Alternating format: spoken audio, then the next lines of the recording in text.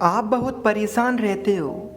पूरे दिन आपके मन में कुछ ना कुछ चलता ही रहता है, जिस वजह से आपकी परेशानियां बढ़ती ही जा रही हैं। आप चाहते हो कि आपका मन शांत हो जाए, लेकिन आप समझ नहीं पाते कि आखिर मैं ऐसा क्या करूं जिससे मुझे शांति मिले। इसीलिए दोस्तों, अगर आप इस समस्या से जूझ रहे हैं तो आपसे निवेदन है कि इस कहानी को बड़े ध्यान से आखिरी तक सुनें, क्योंकि ये कहानी आपको हमेशा के लिए शांत रहना सिखा देगी। एक बार एक लड़का गौतम बुद्ध के पास आता है और उनसे कहता है कि बुद्ध, मेरे जीवन में बहुत अशांति है। आप कृपा करके मेरा मार्गदर्शन कीजिए जिससे मैं इस अशांति से छुटकारा पा सकूं। बुद्ध उस लड़के से पूछते हैं कि तुम्हारे जीवन में अशांति क्यों है। फिर वे लड़का उत्तर देता है, अत्यधिक विचारों के कारण मेरे भीतर बहुत सारे विचार चलते रहते हैं, जिसके कारण मेरा मन अशांत रहता है। इस बात को सुनकर बुद्ध मुस्कुराते हैं और उस लड़के से कहते हैं कि ऊपर आकाश में देखो, क्या तुम्हें सूर्य दिख रहा है। वह लड़का ऊपर आकाश में देखता है और कहता है, जी बुद्ध, दिख रहा है। फिर बुद्ध उस लड़के से पूछते हैं कि अगर तुम लगातार धूप में खड़े रहो तो क्या होगा। वो लड़का कहता है कि मुझे गर्मी लगेगी और मेरे शरीर में बेचैनी पैदा हो जाएगी। फिर बुद्ध उस लड़के से पूछते हैं कि अगर धूप में खड़े रहने से तुम्हें गर्मी लगती है तो इसमें दोष किसका है, सूर्य का, गर्मी का, या फिर तुम्हारा। वो लड़का थोड़ी देर सोचता है और कहता है, कृपा कर आप ही बताइए बुद्ध। बुद्ध मुस्कुराते हैं और उस लड़के से कहते हैं कि सूर्य का काम है गर्मी देना और गर्मी का काम है गर्मी लगवाना। इसीलिए दोष तुम्हारा है कि तुम धूप में जाकर खड़े हुए हो। तुम चाहो तो तुम छाया में जाकर बैठ सकते हो। ठीक उसी प्रकार हमारे मन का स्वभाव है विचारों और भावनाओं की खिचड़ी पकाना, और विचारों और भावनाओं का काम है तुम्हें दिशा दिखाना।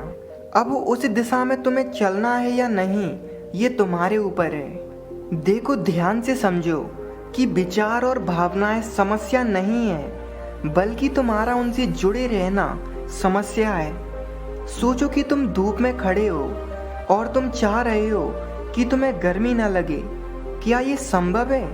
अगर तुम्हें गर्मी से बचना है तो तुम्हें अपनी जगह बदलकर धूप से छाया में जाना होगा। मनुष्य होने के ये 4 आयाम होते हैं, तन, मन, दिल और बुद्धत्व। बुद्धत्व यानी बुद्धि के परे की स्थिति है, उसे बुद्धत्व कहा जाता है। दूसरे और तीसरे आयाम में हमेशा उतल पुतल रहती है, यानी मन में विचार चलते रहते हैं और दिल में भावनाएं होती हैं, और ये दोनों ही आयाम बहुत ही शक्तिशाली होते हैं। विचार क्षणिक होते हैं और भावनाएं देर तक टिकती हैं। इसे तुम ऐसे समझो जैसे कि कल तुम जिसे खोने से डरते थे, आज वो तुम्हारे पास नहीं है और आज तुम्हें उसकी कमी महसूस नहीं होती।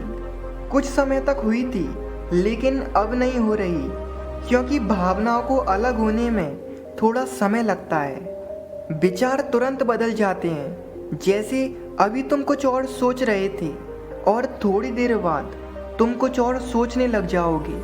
इन भावनाओं के कारण ही तुम्हें किसी से प्रेम हो जाता है और फिर वही प्रेम नफरत में बदल जाता है, मित्र ही शत्रु बन जाता है। उसके बाद वह लड़का बुद्ध से कहता है कि बुद्ध, फिर उपाय क्या है, अपने मन को शांत कैसे करें। फिर बुद्ध उस लड़के से कहते हैं कि उपाय यह है तन के आयाम पर काम करना, और ये सबसे आसान तरीका है।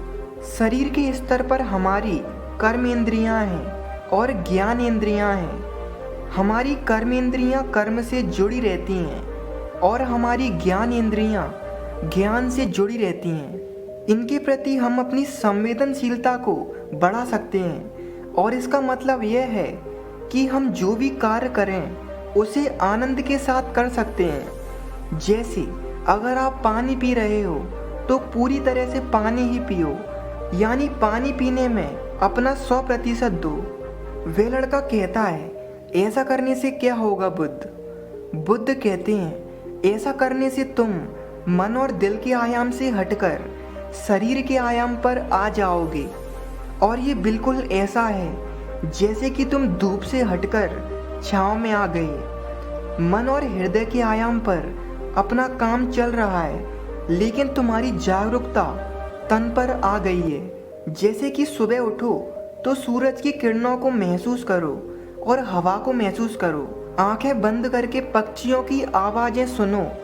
लगातार तन के आयाम पर काम करने से तुम एक दिन हैरान हो जाओगे कि तुम पक्षियों की आवाज़ें तो कानों से सुन रहे हो, लेकिन तुम्हारा चित्त शांत हो रहा है। तुमने अपनी चित्त पर कोई कार्य नहीं किया, लेकिन फिर भी वह शांत हो रहा है। इसीलिए पहला उपाय ये है कि हर काम को तन के आयाम पर जागरूकता के साथ करना। दूसरा उपाय, अपने भीतर के नाद यानी सुर को सुनना। फिर वह लड़का महात्मा बुद्ध से पूछता है कि गुरुदेव, अपने भीतर के सुर को कैसे सुने? फिर वे महात्मा जी उससे कहते हैं कि शांत जगह पर जाओ जहाँ पर कोई शोर ना हो और अपनी आंखें बंद करो और अपने भीतर के सुर को सुनने का प्रयास करो। हैरानी की बात यह है कि वह सुर कभी बंद नहीं होता और वह हमेशा बजता ही रहता है। फिर वह लड़का पूछता है कि तो फिर मैं उस सुर को अभी और इसी वक्त कैसे सुन सकता हूँ? बुद्ध कहते हैं कि बाहर के शोर के कारण तुम उसे नहीं सुन पा रहे हो। अगर तुम्हें अपने भीतर के सुर को अभी सुनना है तो तुम्हें अपने दोनों हाथों से अपने कानों को बंद करना होगा। फिर देखना, तुम्हें वो सुर सुनाई देने लगेगा।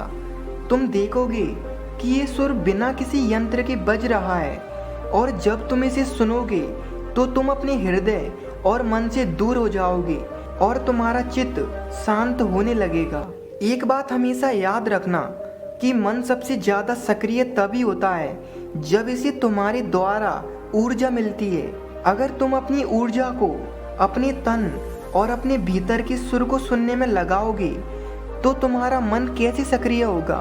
पर समस्या क्या है पता है तुम्हें? हम अपने विचारों से और अपनी भावनाओं से लड़ते रहते हैं और इसी में ही अपनी ऊर्जा को खत्म कर देते हैं। फिर हमें हर बार की तरह अशांति घेर लेती है। इसीलिए अपने मन को शांत करने के लिए ये 2 काम करें।